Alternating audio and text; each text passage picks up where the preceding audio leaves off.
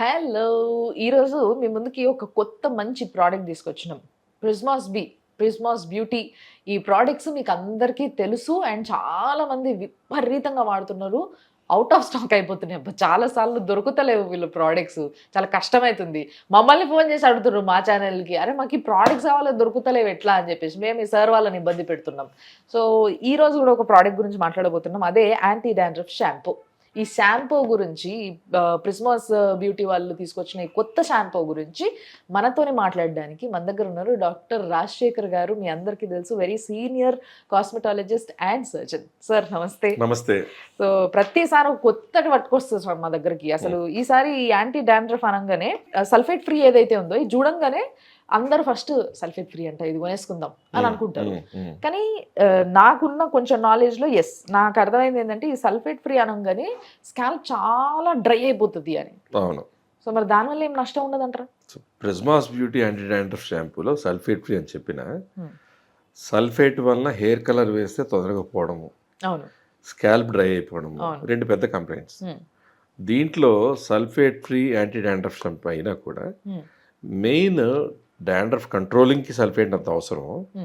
అలాగే డ్రైనెస్ రాకుండా దీంట్లో ఇన్బిల్ట్ కండిషనర్ కూడా ఉంటుంది. ఓకే. అలాగే ఇప్పుడు మీకు హెయిర్ కలర్ ఉంది, హెయిర్ కలర్ పెట్టిన తర్వాత మీరు కనుక సల్ఫేట్ ఉన్న షాంపూస్ వాడితే hair colour just within 4-5 days 1 week తగ్గిపోయినట్టు కనబడిపోతుంది. సో అందుకని హెయిర్ ప్రొటెక్షన్ ఉండే షాంపూస్ కావాలనుకుంటారు.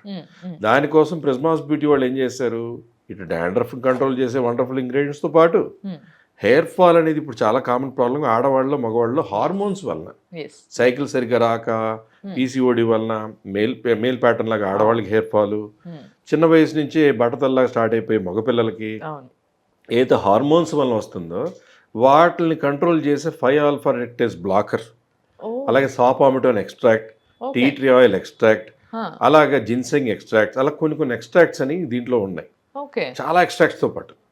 సో అలాగే హెయిర్ కండిషనర్స్ కూడా కొన్ని రకాల ఆయిల్స్ నుంచి వాటి నుంచి వచ్చిన ఎక్స్ట్రాక్ట్స్.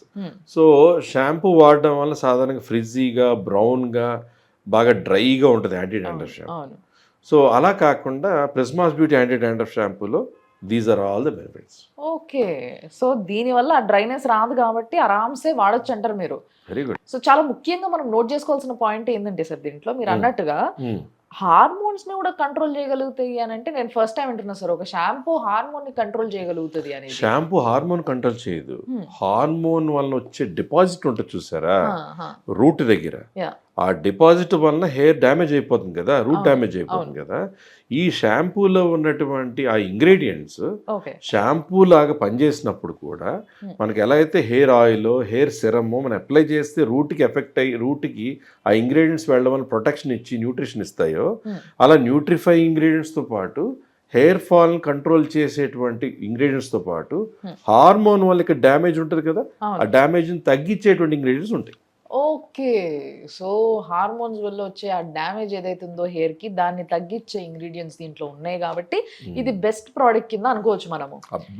అండ్ నిజంగా ఇప్పుడు వరకు నేను ఫస్ట్ లో చెప్పినట్టుగా మీ ప్రోడక్ట్స్ అన్నిటికీ కూడా చాలా డిమాండ్ ఉంటుంది సార్. సో దీనికి కూడా అంతే డిమాండ్ మనం చూడబోతున్నాం అనేది నాకు అనిపిస్తుంది. దీన్ని చూస్తుంటే అట్లే అనిపిస్తుంది. Already dandruff shampoo is in high demand. ఏదైతే ప్రిజ్మాస్ బ్యూటీ ప్రోడక్ట్స్లో చాలా ప్రోడక్ట్స్ హై డిమాండ్ వచ్చినాయో, బట్ నిజమే మీరు ఇందాక అన్నట్టు చాలాసార్లు నో స్టాక్ వెళ్ళిపోతుంది.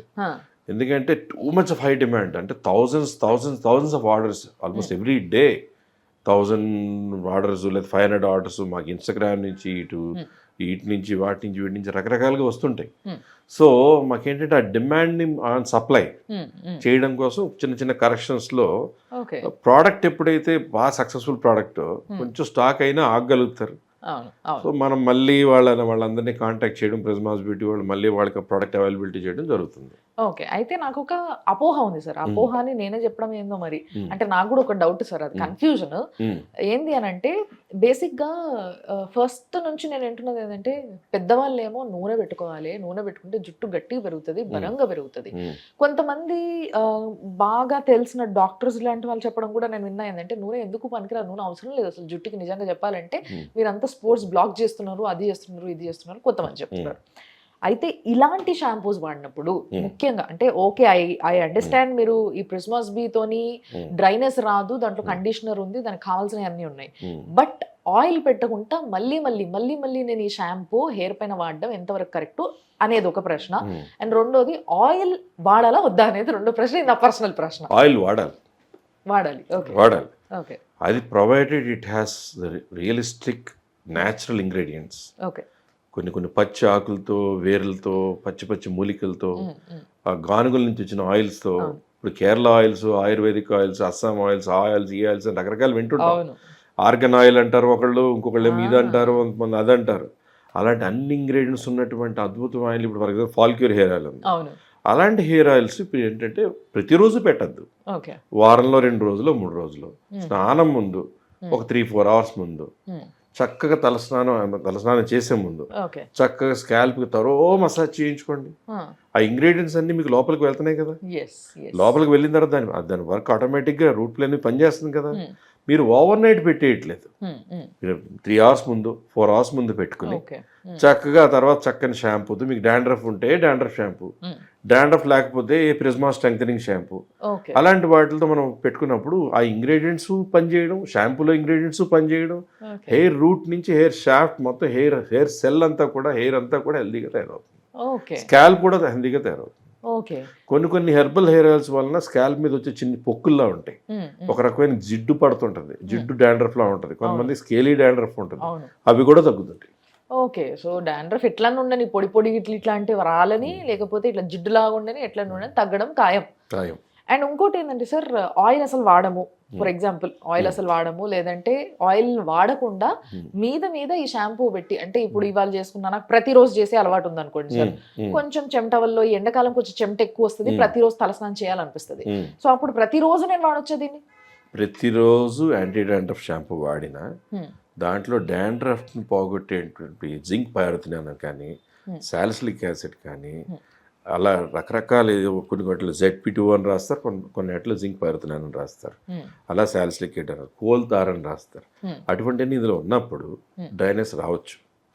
ఎంత సల్ఫేట్ ఫ్రీ అయినా, ఎంత కండిషనర్ ఉన్నా డైలీ వాడేటట్టయితే కరెక్ట్గా ఫోమింగ్ సరిపడే ఉండేలాగా జస్ట్ ఒక పంప్ వేసుకుని నీళ్లు పోసుకున్న తర్వాత ఆ పంపుని చక్కగా మసాజ్ చేసి చక్కగా వాష్ చేసేయడం అనేది ఒకటి.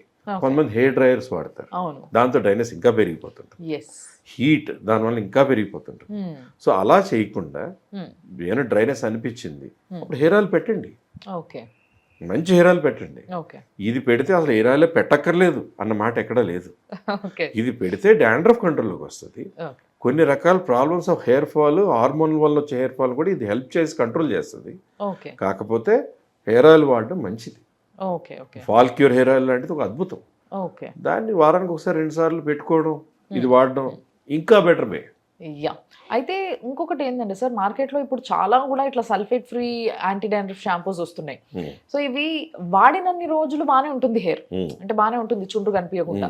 బట్ ఒక్కసారి తగ్గిపోయింది కదా, మళ్ళీ యాంటీ డాండ్రఫ్ షాంపూ ఎందుకులే, ఇది పక్కకు పెట్టి వేరే షాంపూ వాడదాము అని చెప్పేసి ఇది పక్కకు పెట్టంగానే మళ్ళీ తిరిగి వచ్చేస్తుంది. సో చాలా ఇంపార్టెంట్ పాయింట్ ఏంటంటే, హెయిర్ రూట్ ఉంటుంది, ఆ రూట్ నుంచి హెయిర్ మీకు షాఫ్ట్ వస్తుంది. హెయిర్ అనటమీ ప్రకారం చూస్తే మెడికల్గా ఇన్ఫండిబులం అని ఒక స్ట్రక్చర్ ఉంటుంది. మీకు ఏదైతే డాండ్రఫ్ ఉందో అది ఒక ఫంగల్ ఇన్ఫెక్షన్. సో ఆ డాండ్రఫ్ అనేది ఫంగల్ ఇన్ఫెక్షన్ అలా స్కిన్లోంచి ఊరుతూ బయటికి రావడం. బయట ఉన్నది 8% అయితే ఇన్ఫండిబులం చుట్టూ ఉండేది 92%. సో కొంతమంది షాంపూ పెట్టేసే నెలలో అనేసి అని అంటారు, you should massage the ingredients into the scalp while even applying a shampoo.